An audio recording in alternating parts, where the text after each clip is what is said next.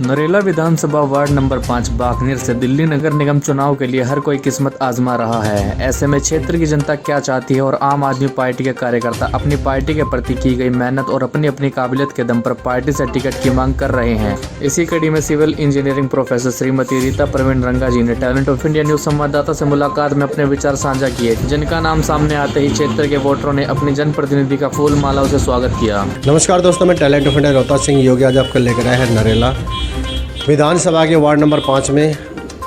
और यहाँ पर हम जो देख रहे हैं वरिष्ठ समाज सेवी हमारे साथ में रीटा जी प्रवीण रंगा जी हैं और जो सिविल इंजीनियरिंग की प्रोफेसर हैं आर्यभट्ट कॉलेज के अंदर, और इसके साथ साथ उनके जो पतिदेव हैं वो डेंटल चिकित्सक हैं।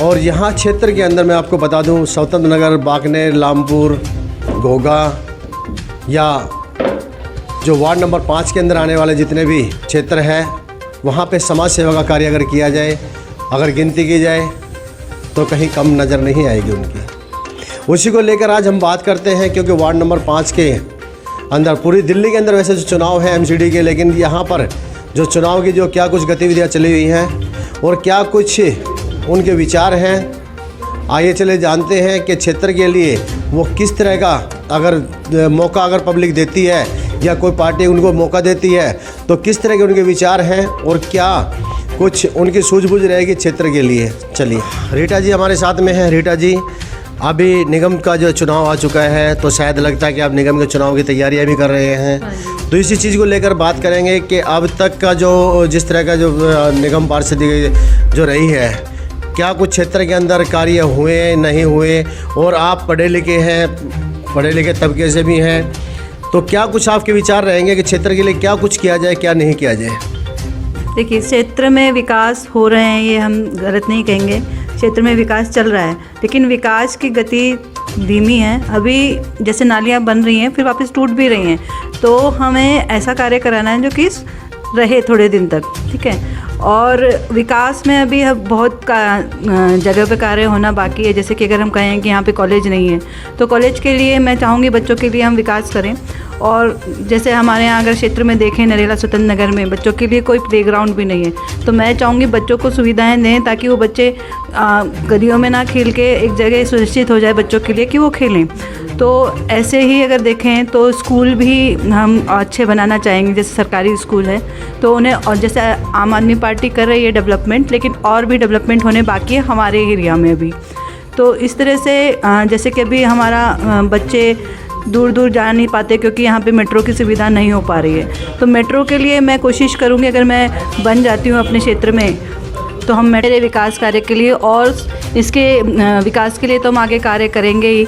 और आप बिल्कुल ठीक बात है। जिस तरह से हमने कहा है कि आप पढ़े लिखे हैं, सिविल इंजीनियरिंग है, तो आपने सीधा पॉइंट वहाँ से उठाया है जहाँ से लोगों की समस्या शुरू होती है। क्योंकि सबसे ज़्यादा चीज़ ज़रूरी लोगों को यही चीज़ होती है कि कोई निगम के अंदर अगर आता है, निगम पार्षद के अंदर अगर जो आएगा तो सबसे पहली चीज़ आती है सफाई से, यानी नालियों से शुरू होता है, गलियों से शुरू होता है। तो वही चीज़ आपने सीधा उठा दिया कि सबसे पहले जो नालियाँ जो है उनको ठीक किया जाए।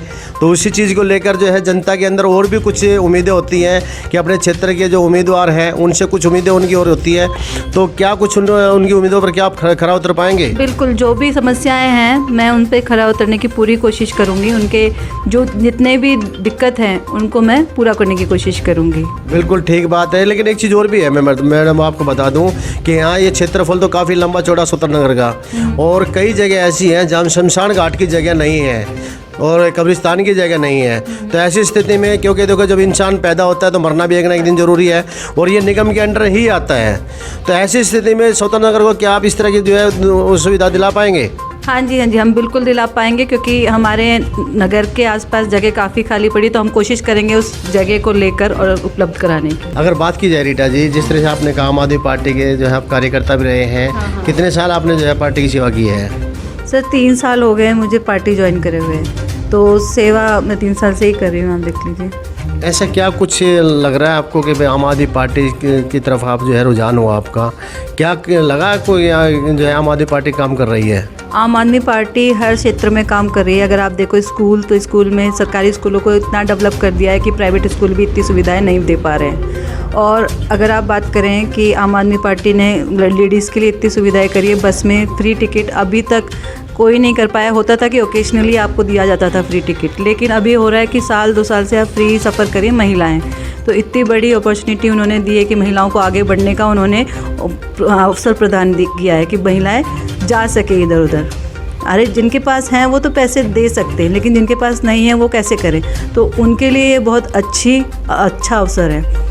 अगर मैं बात करूं, आप प्रोफेसर भी हैं और आप सर्विस भी कर रही हैं, तो आपके पास तो पैसे की कमी नहीं होगी। तो ऐसे उसमें क्या आपने भी कभी जो है फ्री जो है आपने किया है, ट्रेवल्स किया है? देखो, जब सबसे पहले मुझे फ्री टिकट मिला था तो बहुत खुशी हुई थी कि हमारी सरकार हमारे लिए इतना कर रही है। तो मैंने टिकट उस समय नहीं लिया, लेकिन बाद में मैं टिकट लेती हूँ। मेरे पास कमी नहीं है। जैसा कि सर ने कहा, मैं जॉब नहीं कर रही हूँ, जॉब मैंने छोड़ दी है। मैं जॉब करती थी सिविल इंजीनियरिंग में, मैंने डिग्री करी हुई है और एमटेक एनवायरनमेंट में किया हुआ है। तो मैं गुड़गांव में well known Atkins India company में जॉब करती थी, जहाँ पे मुझे अच्छा पैकेज मिलता था। लेकिन मैंने भी यही सोचा कि कहाँ हम इस चीज़ में घिस रहे हैं, हम क्यों नहीं कुछ अच्छा करने की कोशिश करते हैं। तो मैं भी उस जॉब को छोड़ के डेवलपमेंट के क्षेत्र में आ गई, आम आदमी पार्टी के साथ जुड़ गई। और अच्छी बात है कि मैं टिकट ले सकती हूँ, लेकिन जो नहीं ले सकता है वो टिकट, उसके लिए ये अवसर है महिलाएं बाहर निकल सकें।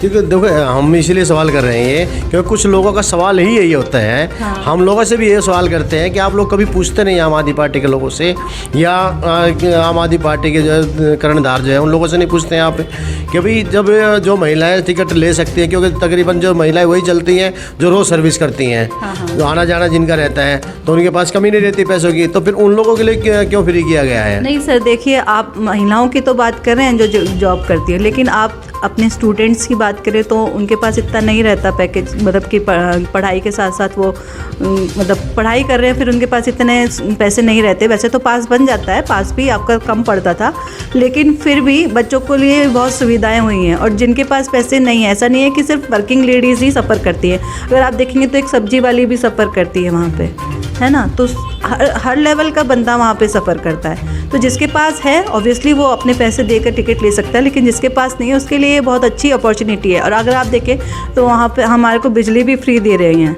200 यूनिट बिजली फ्री देना मतलब एक टास्क हो जाता है सरकार के लिए कि कैसे करेगा, लेकिन फिर भी आम आदमी पार्टी मैनेज कर रही है उन सब चीज़ों को। वो अपने एक किसी पार्ट का हिस्सा वो हमें प्रदान कर रही हैं, उसके वो वित्तीय उससे वो कोष से निकाल के आपको प्रदान कर रही हैं। लेकिन उसने अभी तक सस्टेनेबिलिटी रखी है इस चीज़ की कि वो अभी तक आपको प्रदान कर पा रही हैं और अपनी सारी योजनाओं को पूरा कर रही हैं। चलिए, बहुत अच्छी बात है। जिस तरह से रीटा जी ने बताया, सूझबूझ उनकी काफ़ी अच्छी है और काफ़ी उनके जो है अपने विचार हैं जो क्षेत्र के लिए वो लेकर आए हैं।